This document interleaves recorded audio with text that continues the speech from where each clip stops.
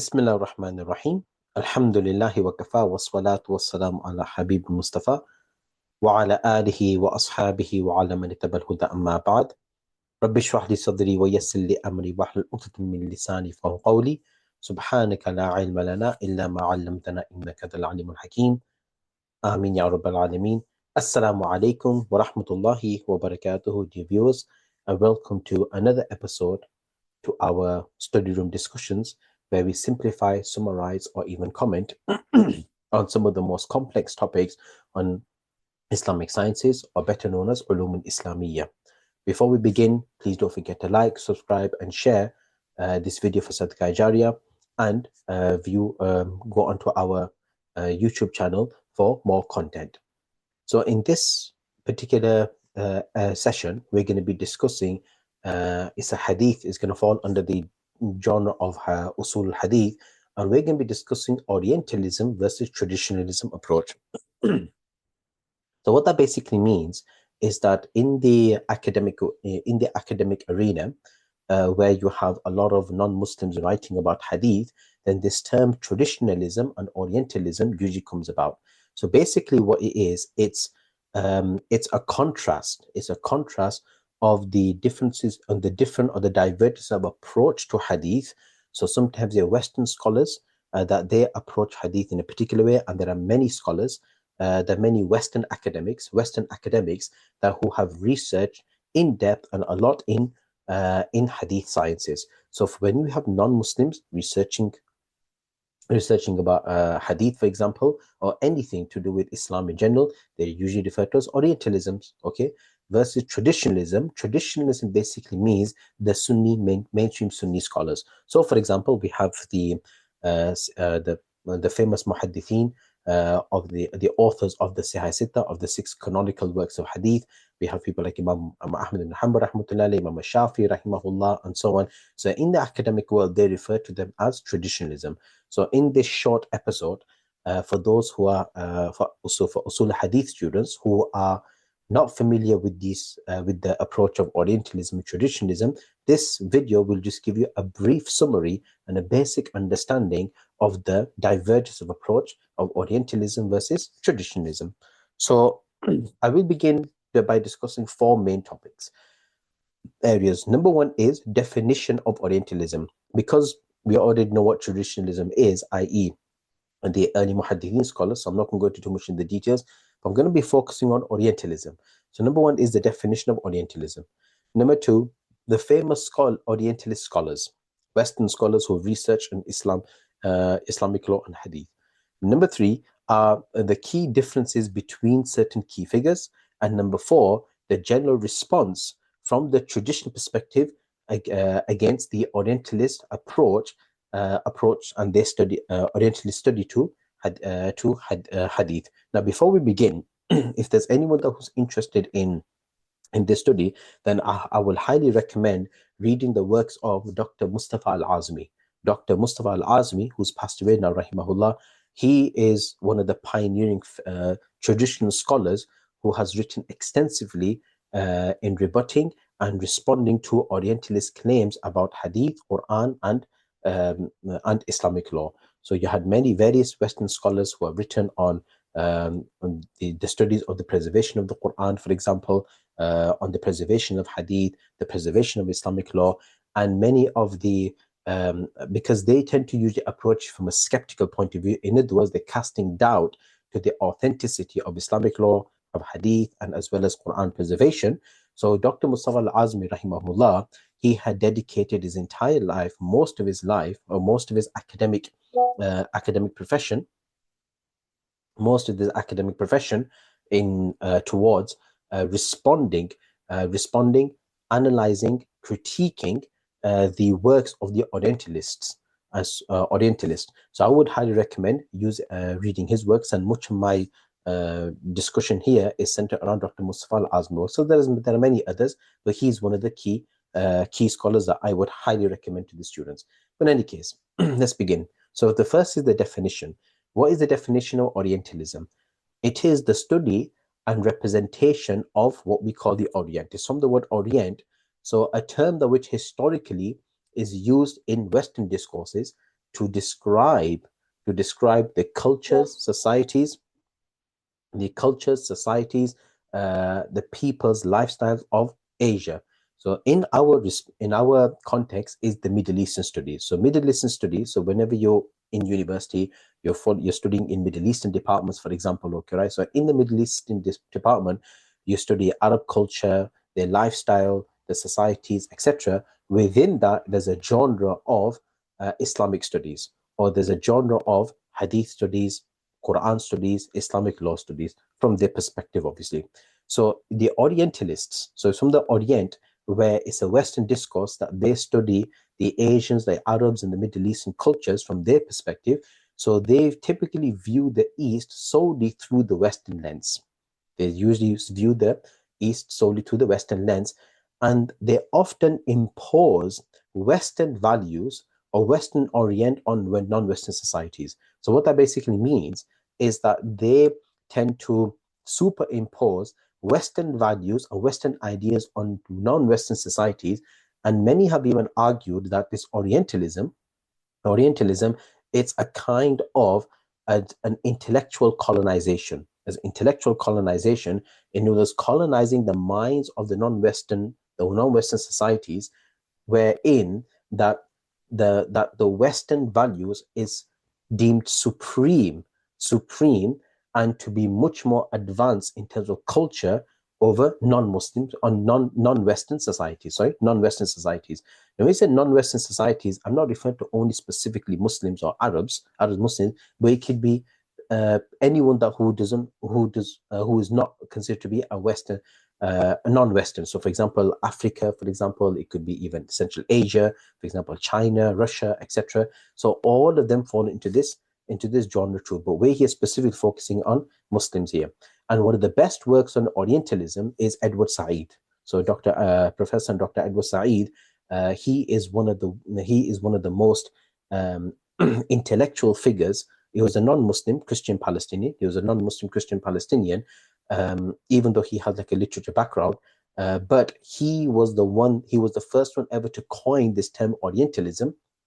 So much so, and his work, Professor Dr. Edward Said, I think he was one of the lecturers at Boston University, if my memory serves me correct, and his work completely revolutionized the Middle Eastern studies, right?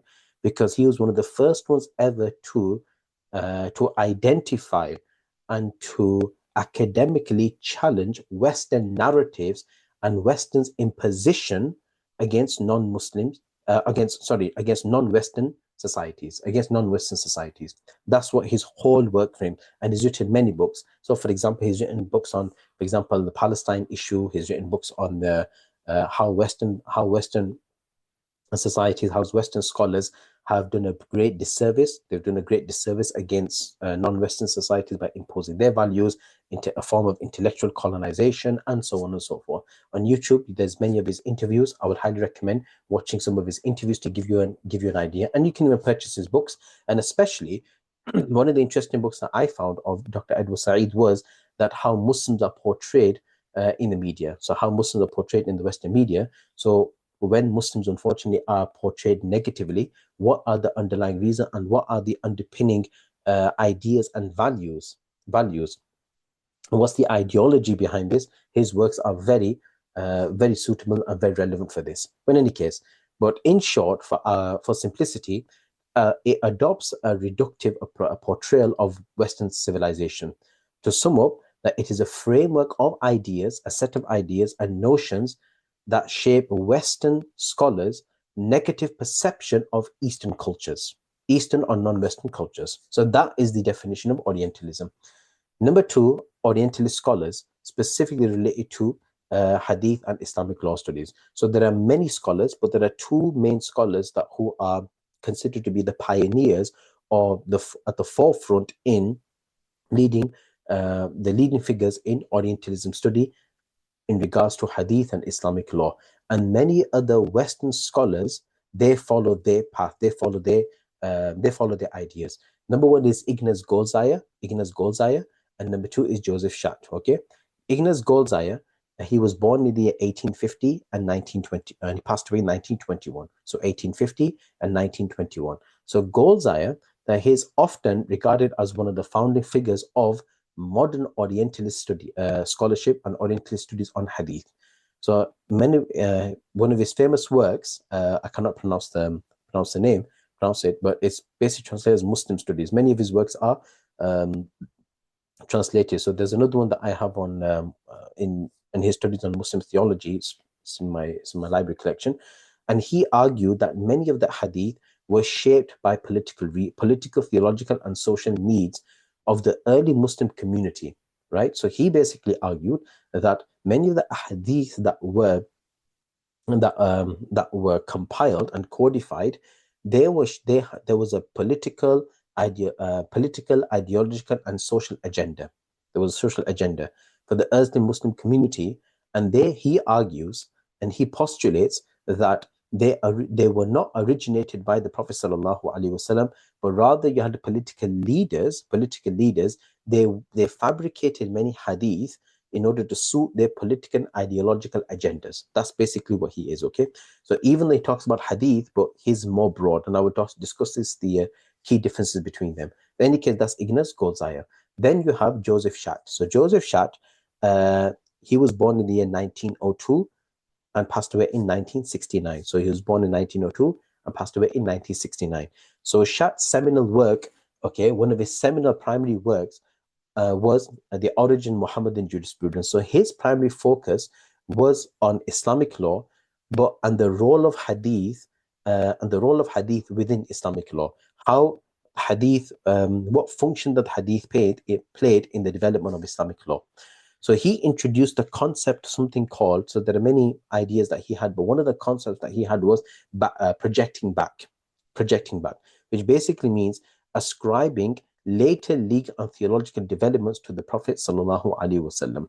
So in other words, that many of the Islamic law that developed, so when they developed Islamic law, then there were many ahadith that were then fabricated and then projected back to the Prophet sallallahu alaihi wasallam, so to justify their tradition. Yes, so to justify their tradition. Now, the similarities between Ignaz Goldziah and Joseph Schacht, even though they both generally agree with the framework, but they approach it very significantly. So let's look at the similarities. So both Ignaz Goldziah and Joseph Schacht, they highlight the prevalence of hadith fabrication. So they have a skeptical approach to the reliability of hadith and Islamic law. And they claim that the hadith that's now prevalent, the hadith that we find within our Sunni canonical works, the Bukhari, Muslim, etc., they render most of them as fabricated, meaning mawdu, fabricated, okay? And many of the Islamic sources in Islamic law, they even doubt the preservation of the Holy Quran. So they're arguing that much of the materials, much of the sources that we have today, they reflect later historical context, later development, rather than originating from the Prophet sallallahu alaihi wasallam. So this is the similarity between them. But the approach between them is different. The key differences are, there are many differences, but I'll just simplify three. Number one is the focus. Is that Ignaz Goldziah, hadith reflection of society, theology, and politics. So he looks at mostly towards how hadith fabrication is reflected the societal, theological, and political agenda. So he says that many of the hadith, they were fabricated because they suited to certain theological, political agendas. Joseph Schacht, on the other hand, that he tends to be more focused. That hadith context in development of Islamic law. He focuses on how hadith impacted on Islamic law, number one. Number two is the isnad, how they approach the isnad. Ignaz Goldziah, he saw isnad as a means to legitimize reports, okay? Legitimizing reports, okay? So they basically made up a sanad and projected back to the Prophet sallallahu alaihi wasallam so that they can suit their needs.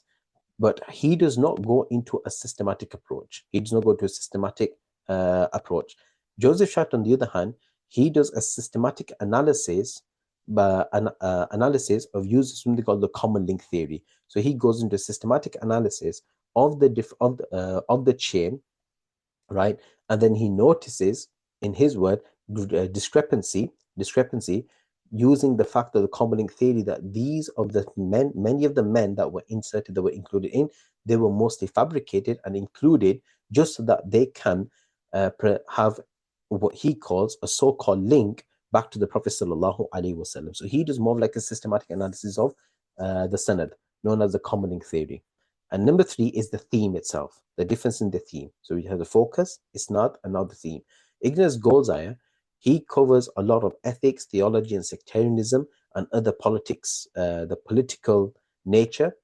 Joseph Schatz, on the other, he focuses more on the jurisprudence and the legal tradition. So most of his works are centered around hadith and Islamic jurisprudence. So these are the 3 key differences between them. Now, the final thing is the responses.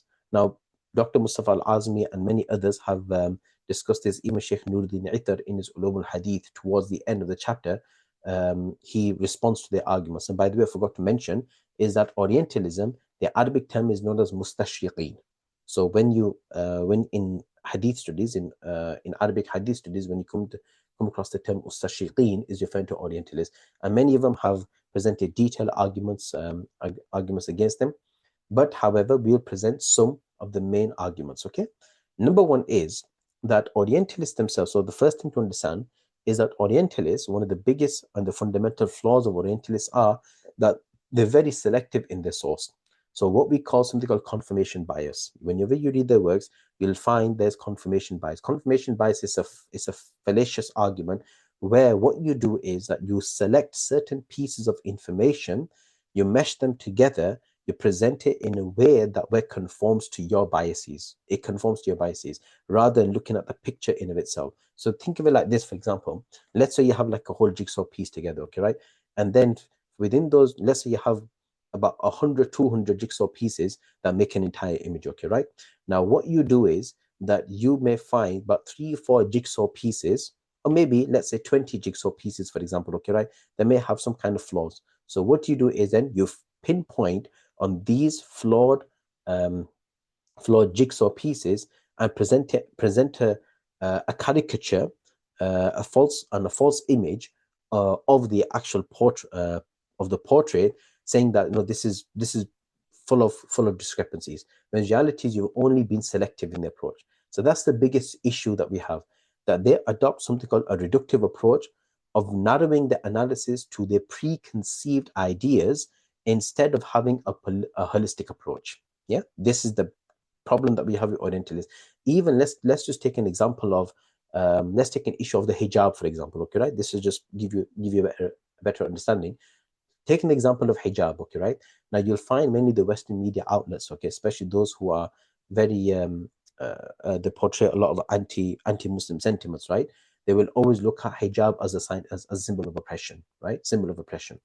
They, rather than actually take into consideration what actually Muslim women feel when they wear the hijab in of themselves. You notice the majority of them, they wear the hijab out of their own choice, okay, out of their own choice, and they don't seem to be they're not forced to wear the hijab in itself. But yet the Western media, certain Western medias, they will portray hijab as a symbol of oppression and with negativity, that disregarding their feelings, the women's feelings of the hijab in of themselves, okay, right? So they'll be very selective. They may even find a few, for example, very isolated case that where there may be certain women who are forced to wear the hijab and so on and so forth, right? Okay, but again, these things do happen, but they're very selective in their approach. Even in academia, they do the same thing. So they will approach our Islamic sources, the Quran, Sunnah, and Fiqh, with a very narrow analysis, with preconceived ideas, prejudgmental thoughts, rather than having a holistic approach. So that's one of the biggest flaws. Number 2 is that preservation in the early times. Now the thing is that one of the aspects that many of the Orientalists overlook is that hadith was preserved in the early generations through writings and memorization and propagation. Because many of these Orientalists, they start with the argument that hadith was not recorded up until in the 2nd century of Islam. Yes, and by the way, just to for the record, is that many of the Quranists also use the same argument. Inshallah, another occasion, I will talk about the Quranist movement. Okay, but for now, understand that many of the Quranists, those who deny hadith, reject hadith as a source of as a valid or a credible source of Sharia, they use the exact same arguments as the Orientalists. Okay, so many of the Orientalists say that hadith was not come out until the 2nd century of Islam, giving the false assumption that there was a vacuum. In the time of the Prophet ﷺ, up until the 2nd century of Islam, which means after 100, 150, and etc., right, that there was no record of hadith compilation. So how can you guarantee that the hadith was actually said by the Prophet ﷺ? So the response to that is that preservation of hadith, it began in the early time, even the time of the Prophet ﷺ, and the early generation of the Sahabas, the Tabi'in and Tabi'in, right? But it was preserved in different ways. For example, as Mufti Taqi Usmani Sahib mentions in his book on the authority of hadith, he says that hadith was not just preserved through writing, but rather through ta'amul, in other words, practicing the amal on it. Number 2 is memorization, hifz, right? Number 3 is mudhakara. By they will repeat it to one another, and propagation, and just propagating orally. Yes, and this is something, again, this is another discussion in of itself, that Muslim tradition, we recognize oral transmission as scholarship. Scholarship was not only just writing, but through oral transmission too. Many of the Western Orientalist academics, they do not consider oral transmission as a valid qualification for scholarship. Rather, they just look at writing. Okay, but we do not do that. We look at writing as well as oral, because most of the hadith and Quran, initially it was transmitted orally. So we believe in something called oral transmission. They don't recognize that. Okay, so the first response is that preservation of the hadith began in the early times, whether it be through writing, practice, ta'amul, tadhakur, da'wah, and propagation, etc. And by the way, there's we can also argue about that even the time of the Prophet sallallahu alaihi wasallam, later companions, they were given permission to write hadith. For example, Abdullah bin Amr ibn al-As radiallahu anhu used to write hadith. You had Sayyidina Ali radiallahu anhu who wrote hadith, and there were many other scholars, sahabas, that who wrote hadith in the later part. The Prophet ﷺ, initially he forbade it, but then the Prophet ﷺ, then he allowed the companions to write it. So that's number 1. Number 2, we have a systematic, rigorous methodology. In other words, we have a rigorous isnad system where the early scholars of Islam, meticulously evaluated each sanad system. They've evaluated each sanad system to ensure accurate reporting of the hadith. Okay, that's how the science of usul al-hadith and ilm al-rijal developed. And by the way, just to mention that usul al-hadith, in the early times, in the time of the great Tabi'in generation, it was not known as usul al-hadith, it was known as ilm al-rijal, meaning the knowledge of men. So the men, those who transmitted hadith. Okay, and there's a very famous report by Imam Muslim rahmatullahi records in his Muqaddamah, of report from Ibn Sinin rahmatullahi, where he states that that people in the early times, that they used to just narrate hadith, and then he says, وَلَمَّا وَقَعَتِ الْفِتْنَةُ قَالُوا سَمُّوا لَنَا رِجَالَكُمْ, until when the fitna of fabricating hadith arose in the early Tabi'in generation time, then they will say, سَمُّوا لَنَا رِجَالَكُمْ, they will say, then name us your men. And then he mentions that if they were from the Ahlul Sunnah, they will accept it. If they were not from the Ahlul Sunnah, they will then reject it. That's how it started in the early generation Tabi'in. So they developed a systematic, rigorous methodology of critically assessing each narrator in the sanad system to ensure accurate reporting, such as, for example, the qualities of the narrator, the adalat of the narrator, the content of the narration, corroborating it with each of the narrators. So these are just some examples of what methodologies that they applied. So, for example, number 1 is the qualities of the narrator, meaning the sifat of the rawi. For example, they will look at adalat, dhabt, etc. Okay, adalat basically means his veracity or credibility. They will also look at the content of the narration. They look at the matan. They will look at the matan, the nature of the matan, and how the matan is being reported. What is the matan itself? Number 3, then corroborating with other narrators. Once they receive a sanad, now they will corroborate that sanad with another sanad, that if there are any other similar sanads. So, for instance, if you had one chain of narration, and in there you had one narrator who was defective, one defective narrator, or multiple defective narrators, then they will see that if there's any other sanad, that's a sanad similar, that which reports the same hadith. Because sometimes what would happen, you may have a hadith teacher, for example. Okay, hadith teacher, he may have multiple students. Let's say, for example, there's a hadith narrator, for example, Amr ibn Dinar, for example, okay, right? He have many students, okay? And then each student, they would transmit that hadith from their own teacher, Amr ibn Dinar, for example, and they will have their own sanad, right? So he may have 4 students. Each student will narrate that hadith, and then each student will then narrate that hadith to their own student, to the student, to his student. So each one, they will have their own sanad coming all the way back from Amr ibn Dinar to his teacher, to the Sahabi, to the Prophet sallallahu alaihi wasallam, right? So similarly, what they will do is, because one hadith may have multiple chains, they will then, the muhaddithin will check and search for other sanads linking back to the same hadith, to the Sahabi, to the Prophet sallallahu alaihi wasallam. So that's what is corroborating. In other words, corroborating with the other narrators. They will do the same thing with the content of the narration, i.e. the matan too. Then comparing it against other evidence such as the Quran and the Sunnah. So sometimes they will corroborate it and compare it to the evidence of the Quran, evidence of mutawatir hadith, or or to other khabar wahid. And rationally, and whether it rationally made sense or not. This is sometimes what the muhaddith will look at. That sometimes they look at the content of the hadith and they will see that whether it rationally makes sense or not, or would the Prophet ﷺ would use these kind of wordings, or would the Prophet ﷺ say things like this. It wasn't in his nature. And no missing links in the chain and so forth. So they look at all of this. So in short, many of the Orientalists, they intentionally overlook the rigorous and systematic methodology or methodological system on meticulously evaluating the Sanad system. And finally, Islamic law.